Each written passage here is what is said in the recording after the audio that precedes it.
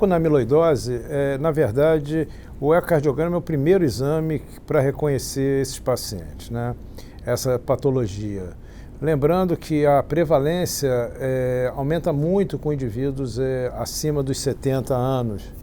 Então, em algumas séries, até 20 a 25% dos indivíduos acima de 80 anos podem ter amiloidose. O eco é o primeiro exame, em geral, a pensar no diagnóstico da amiloidose cardíaca.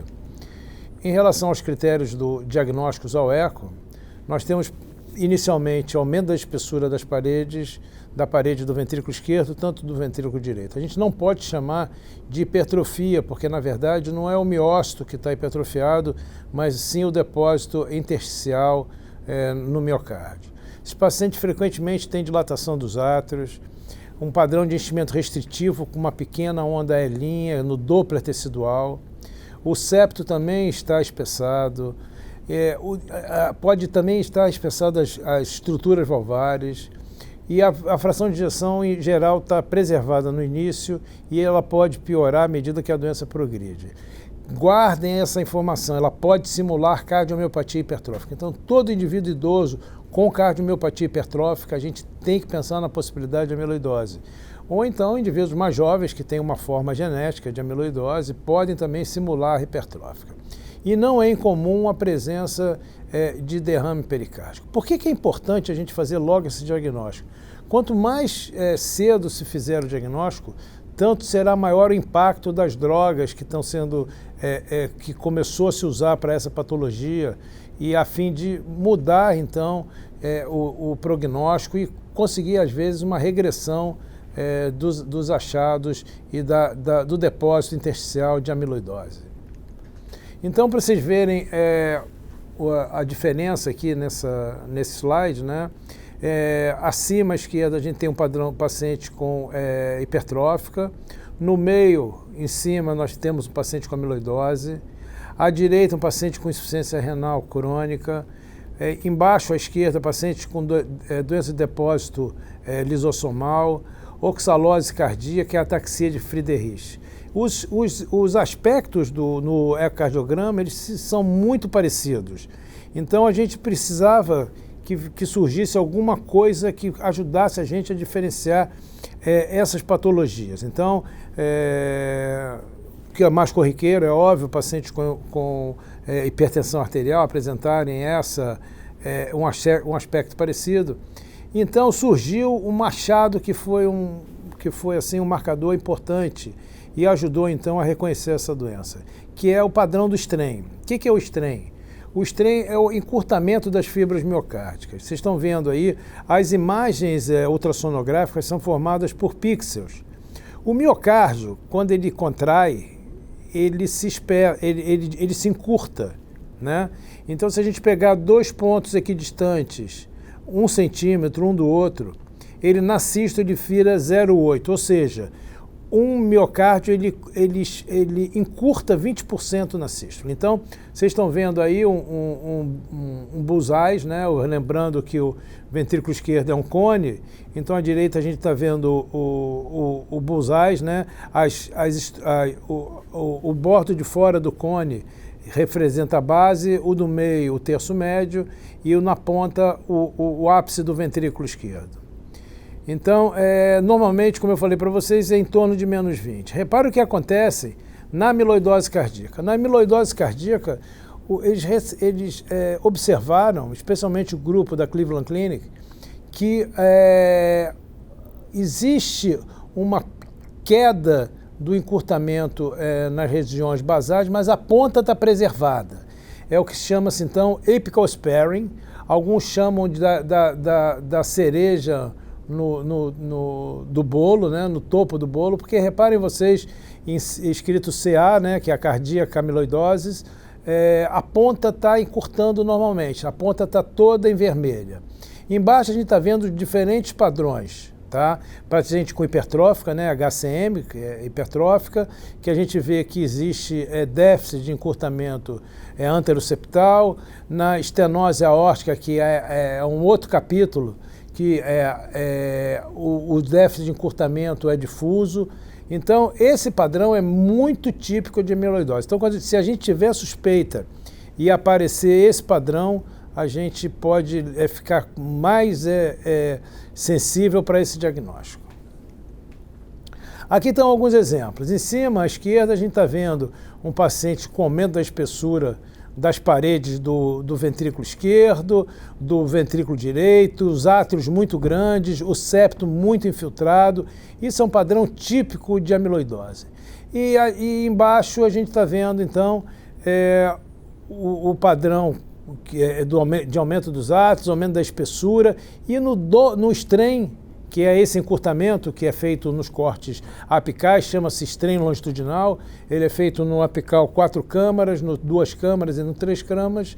E reparem no bullseye do strain, como é que ele poupa a ponta do ventrículo esquerdo. Então, esse somatório de achados leva a gente a suspeitar de amiloidose cardíaca. Aqui é um zoom daquele mesmo espectro que eu mostrei para vocês. Ainda a função preservada, aumento da espessura importante das paredes. Em cima a gente está vendo o zoom da parede livre do ventrículo direito. E embaixo a gente está vendo um corte subcostal. A gente vê o aumento da espessura do ventrículo, das válvulas, do septo interarterial, do ventrículo direito, configurando então esse achado típico ao ecocardiograma. Esse é um outro exemplo em que o indivíduo já tem um déficit, já tem uma amiloidose mais avançada, ele já tem um déficit da contração segmentar. Reparem vocês que a fração de ejeção já é comprometida, a função sistólica já é ruim. E reparem também a presença de um leve derrame pericárdico, como eu falei anteriormente, muito frequente nessa patologia. Embaixo a gente está vendo os achados típicos, né, átrios aumentados, lembrando que ela, na maioria das vezes, ela é uma cardiomiopatia de forma restritiva. A gente está vendo Doppler, o fluxo mitral com padrão típico de restrição, que é uma grande onda E, praticamente uma inexistente onda A, configurando um padrão restritivo. E embaixo vocês estão vendo cortes tomográficos a partir do tridimensional, mostrando então a infiltração e uma hipocinesia difusa, como eu falei anteriormente, então um estágio mais avançado dessa patologia. Aqui é um outro exemplo que a gente está vendo o padrão restritivo acima, e embaixo a gente vê o espessamento das paredes e o padrão no strain da preservação do strain, do encurtamento que está em vermelho, que é o encurtamento normal, no ápice do VR. Então esse é o padrão, como a gente falou, chamado apical sparing, ou cherry on the top, a cereja do bolo. Aqui em cima vocês estão vendo, a partir do tridimensional, um extenso acometimento miocárdico difuso. Reparem que até o músculo papilar está infiltrado pela patologia. Esse é um outro paciente com uma estenose aórtica. Reparem vocês que é frequente no grupo idoso a associação de estenose aórtica com amiloidose, e esse é um grupo que obviamente tem um risco maior, não só da troca valvar, como até da manutenção do resultado. Então, esse achado não é incomum nos pacientes com estenose aórtica, lembrando que a estenose aórtica, a prevalência em pacientes mais idosos, bem como a amiloidose. E no Doppler, ali acima à direita, a gente está vendo um padrão restritivo, praticamente ausência da onda A. O que significa a ausência da onda A?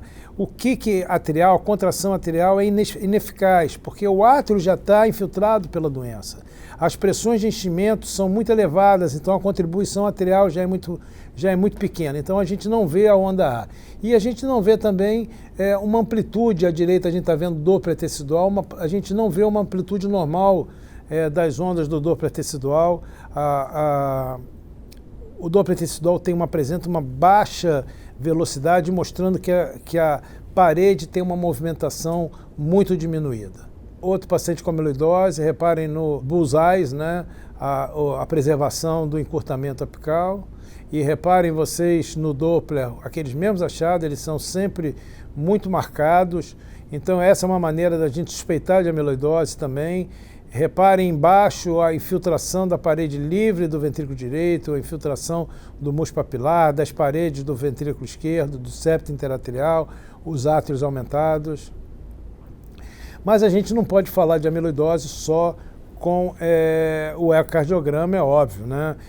Existem os outros métodos, o estudo ósseo da cintigrafia vai ser falado em outra apresentação, mas é um marcador importante. Tem muito trabalho também falando de ressonância, até de tomografia na amiloidose, mas é importante a gente saber que é muito difícil a gente diferenciar o tipo de amiloidose em relação ao ecocardiograma. Ele não consegue diferenciar o tipo de amiloidose, mas o mais importante é que os achados precoces podem estar presentes. E é nos achados precoces, especialmente no STREM, que a gente pode interferir no prognóstico desses pacientes, e a terapêutica que está sendo empregada, como por exemplo o tafamidis, ter alguma atuação. Quando o estágio da doença está muito avançado, pouquíssima coisa há de se fazer. Então aqui está um exemplo de ecocardiograma, com aquele padrão restritivo, com o Doppler bem característico, as ondas, uma onda E grande, uma onda A muito pequena da contração atrial, Doppler tecidual bem diminuído as ondas, e no STREM poupando a ponta do VR. Reparem que em vermelho é o encurtamento normal, menos 20, à medida que vai caminhando para positivo, para 20, então a gente tem um déficit de encurtamento. E em cima vocês estão vendo cintigrafia, marcando o coração com pirofosfato, sendo um achado muito típico na cintigrafia. O efeito da quimioterapia nos pacientes com a forma AL. A forma AL é o pior prognóstico. A gente pode, como eu falei para vocês também, identificar essa forma, né? A sobrevida é muito ruim em pouco tempo, 9 meses. Enfim, o prognóstico, infelizmente, é muito ruim dessa patologia, mesmo com a quimioterapia atualmente empregada. Bom, concluindo, o ecocardiograma é uma ferramenta importantíssima para esse paciente, pelo fato de ser um exame de fácil acesso, possibilitando o reconhecimento da patologia em formas iniciais e acompanhar esse tipo de pacientes, né? Lembrando que a população está envelhecendo, cada vez mais frequente essa patologia, cada vez mais frequente associada à estenose aórtica, e sempre ter na cabeça que qualquer indivíduo idoso com uma hipertrófica tem que se excluir a amiloidose cardíaca. Obrigado.